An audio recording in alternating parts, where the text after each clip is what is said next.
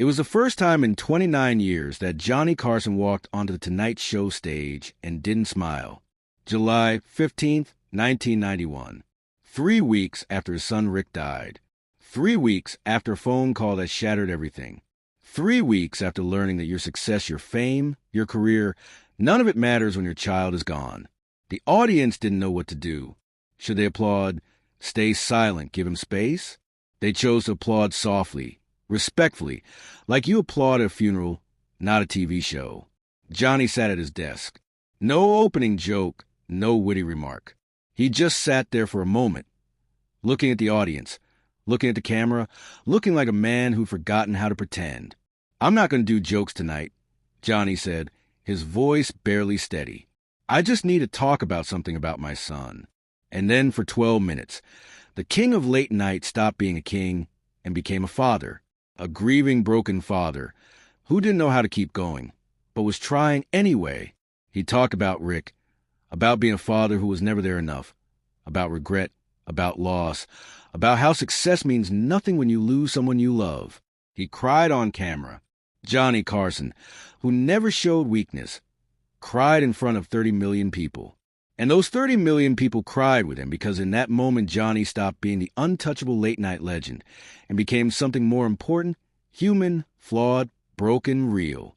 And in his brokenness, he gave permission to every parent, every person who'd lost someone to admit that grief doesn't have a timeline, that there's no getting over it, that sometimes all you can do is show up and be honest about how much it hurts. June 21st, 1991, 1:25 in the morning. The phone rang in Johnny Carson's Malibu home. No one calls at 1:25 a.m. with good news. Johnny's middle son, Rick Carson, had been driving on Highway 108 in the Sierra Nevada mountains. A photographer, he'd been coming home from a shoot. The road was dark, winding, dangerous. Rick's car went off the road down an embankment. The car rolled multiple times. Rick was 39 years old. He didn't survive.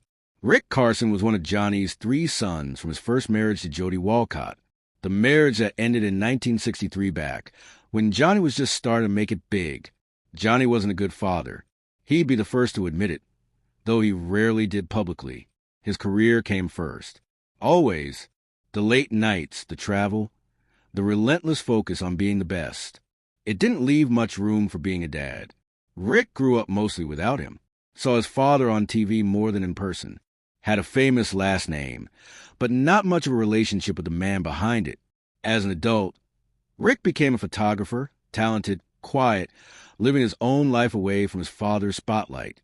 They weren't estranged exactly, just distant, the way fathers and sons can be when there's too much history and not enough time.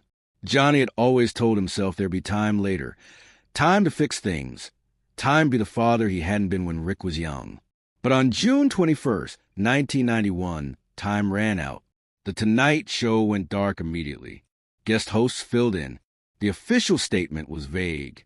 Johnny is taking time for personal reasons. But in an industry where everyone knows everything, word got out fast. Johnny's son had died. The details were whispered in green rooms and production offices. The king of late night, the man who'd made America laugh for 29 years, was dealing with something that no amount of fame could protect him from. Those 3 weeks were the longest Johnny had been off the air in nearly 3 decades. Even during contract negotiations, even during the bitter fights with NBC, Johnny had shown up. The show always went on, but not this time. Friends who called said Johnny was destroyed. Not sad, not grieving in any manageable way, just destroyed. Sitting in his house, unable to process that his son was gone, and wrestling with something even worse than grief. Guilt. Johnny kept asking the same question. Was I a good enough father? He knew the answer. He'd known it for years. But knowing it and losing your chance to fix it are 2 very different things. Johnny had missed Rick's childhood, missed birthdays and baseball games and school plays. He'd been too busy building career, becoming a legend, making millions of strangers laugh. And now Rick was gone. And Johnny would never get another chance to be the father he should have been. That's the thing about death. It doesn't just take someone. It takes every future conversation you might have had, every apology you might have made, Every moment you kept postponing because you thought there'd always be more time. Johnny had spent 3 decades being perfect on television, controlled, composed, the professional who never let personal problems show. But this wasn't a problem he could perform his way through. After 3 weeks, Johnny decided to come back. Not because he was ready, not because the grief had lessened, but because he knew that if he waited until he was ready, he'd never come back at all. The producers were worried. Johnny, take more time. Come back when you can do the show properly. But Johnny knew there was no properly. His son was dead. That wasn't going to change.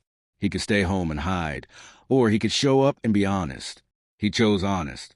But he made one decision that shocked everyone. He was going to talk about Rick on air in front of 30 million people. His team tried to talk him out of it. Johnny, you don't have to do this. Nobody expects you to address it. Just do your monologue. Tell some jokes. Give America what they're used to.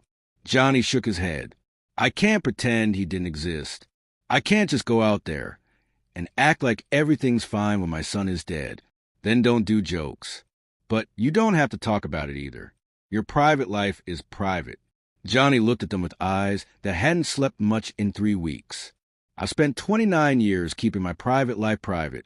And you know what? That got me a son I barely knew. I'm not doing that anymore. The Tonight Show audience that night was different the moment. Johnny walked out. No smile, no wave, no Johnny Carson charm. He looked older, thinner, tired in a way that went deeper than missed sleep. The audience applauded, but was quiet, uncertain. They knew about Rick by now. The news had leaked. They were applauding because they didn't know what else to do. Johnny sat at his desk, looked at the camera, and for the first time in 29 years, he had no idea what to say. The silence stretched, uncomfortable, real. Then Johnny spoke. I'm not going to do jokes tonight. I need to talk about something. The audience was dead silent. 3 weeks ago, my son Rick died in a car accident. He was 39 years old. Johnny's voice cracked. He paused trying to compose himself. Failing. I've been doing this show for 29 years, and I've always kept my personal life separate. That was the deal. You guys get the jokes, the show, the entertainment, and I keep the personal stuff private. He looked down at his desk, took a breath. But I can't do that tonight because my son is gone, and I need to talk about him. What happened next wasn't scripted, wasn't rehearsed. Johnny just talked. He talked about Rick, about how talented he was as a photographer, how quiet and thoughtful, how he'd chosen a life away from the spotlight, because he wanted to be his own person. Rick never wanted to be known as Johnny Carson's son. Johnny said he wanted to be Rick, just Rick, and I respected that. Maybe too much. Maybe I kept my distance because I thought that's what he wanted. Johnny's voice broke again. He wiped his eyes. The truth is I wasn't a very good father. I was too focused on this. He gestured to the stage, the cameras, the show, on being Johnny Carson on the career. And my kids, they grew up without me being there much. The camera stayed on Johnny's face. No cutaway, no mercy, just a man crying on national television. You tell yourself there'll be time later. Time to fix the mistakes. Time to have the conversations you should have had years ago. And then one morning you get a phone call, and you realize there is no later. Time's up. The audience was crying now, too. Not just a few people. Everyone, the crew, the camera operators. Ed McMahon, sitting at his desk, was openly sobbing. I don't know why I'm telling you this, Johnny said, trying to smile through tears. I guess because I spent 29 years pretending I had it all together, and I don't. I'm just a guy who lost his son and doesn't know how to process it. He looked directly into the camera. If you have kids, hug them tonight. Don't wait. Don't think there'll be time later. Do it now. The Tonight Show switchboard lit up immediately. Thousands of calls and tens of thousands. People calling to share their own grief, to say they'd lost someone, too, to thank Johnny for being honest. But more than that, people calling to say they were going to call their kids, their parents, the people they'd been meaning to reach out to, but kept putting off. Johnny had done something unprecedented. He'd taken the nation's grief, all the accumulated loss and regret that people carry around, and given it permission to exist, to be acknowledged, to be felt. For 29 years, Johnny Carson had been the man who made America feel better. That night, he made America feel. Period. Johnny came back to work after that night, did the show for another year before retiring in 1992. But people who knew him said he was never quite the same. The guilt over Rick never left him. The what-ifs, the might-have-been, the conversations he'd never have. In his retirement, Johnny became more private than ever. But those who stayed in touch said he'd changed in one important way. He called his other two sons more, spent more time with them, tried in whatever way he could to be present. It was too late for Rick, but maybe not too late for his brothers. Here's what Johnny never talked about publicly. Rick's death wasn't just a tragedy. It was a mirror. It forced Johnny to look at what he'd sacrificed for success. The relationships he'd neglected, the family he put second to his career, the price of being the king of late night. Johnny had everything the world said mattered. Fame, money, respect, a place in television history. But his son was gone and all that success fell hollow. That's what those 12 minutes were really about. Not just grief over Rick, but grief over all the years Johnny couldn't get back. All the moments he'd missed. All the ways he'd failed at the thing that mattered most. Johnny Carson died in 2005. At his funeral, his son Chris spoke about that night in July 1991. My dad spent his whole career being perfect on TV. Chris said, never slipping up, never showing weakness. But the night he came back after Rick died, he wasn't perfect. He was just Dad. And that's the version of him I'll remember most. Not the Tonight Show host. Just a man who loved his son and wished he'd done better. That 12-minute segment became one of the most replayed clips in Tonight Show history. Not because it was funny or entertaining, but because it was real. It showed that success doesn't protect you from pain. That fame doesn't make grief hurt less. That even the people who seem to have it all together are often barely holding on. Here's what that night taught America. It's okay to not be okay. For decades, the culture had been about putting on a good face, keeping your pain private, not burdening others with your problems. Johnny had been the perfect example of that philosophy, always composed, always professional. But that night, Johnny shattered that expectation. He showed that sometimes the strongest thing you can do is admit you're broken. That vulnerability isn't weakness, it's courage. After Johnny's appearance, grief counselors reported a massive increase in people seeking help. Fathers calling to reconnect with sons, adult children reaching out to aging parents. Johnny's honesty had given people permission to acknowledge their own pain, to stop pretending everything was fine, to be human. If Johnny had been able to talk to Rick one more time, what would he have said? Probably the same thing he said on television that night. I'm sorry, I wasn't there enough. I put my career first, and you deserve better. But here's the thing about grief. You never get that one last conversation. You never get to say the things you meant to say. That's what makes loss so devastating. All you can do is what Johnny did. Show up. Be honest. Try to do better with whoever you have left. We live in a world obsessed with success, with climbing higher, achieving more, being the best. We tell ourselves we're doing it for our families, for our kids, to give them a better life. But Johnny Carson had ultimate success. His son still died without really knowing his father. That's not a condemnation of Johnny. It's a reminder that success without connection is empty. That fame without love is meaningless. That all the achievements in the world don't matter if you're not present for the people who need you. Johnny spent 29 years being the king of late night. But on July 15th, 1991, he stopped being a king and became something more important. A father who loved his son and wished he'd shown it better.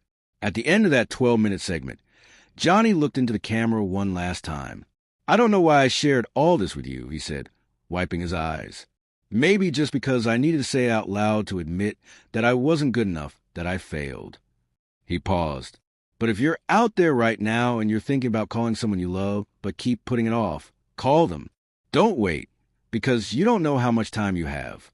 30 million people were watching, and in homes across America, people picked up their phones. That's Johnny's real legacy. Not the 4,531 episodes, not the legendary interviews, but 12 minutes when he stopped performing and started being human. 12 minutes when he admitted he was broken, and in doing so helped heal a nation. If this story moved you, take a moment right now. Call someone you love. Tell them what they mean to you. Don't wait for later. Johnny Carson learned the hard way that later doesn't always come.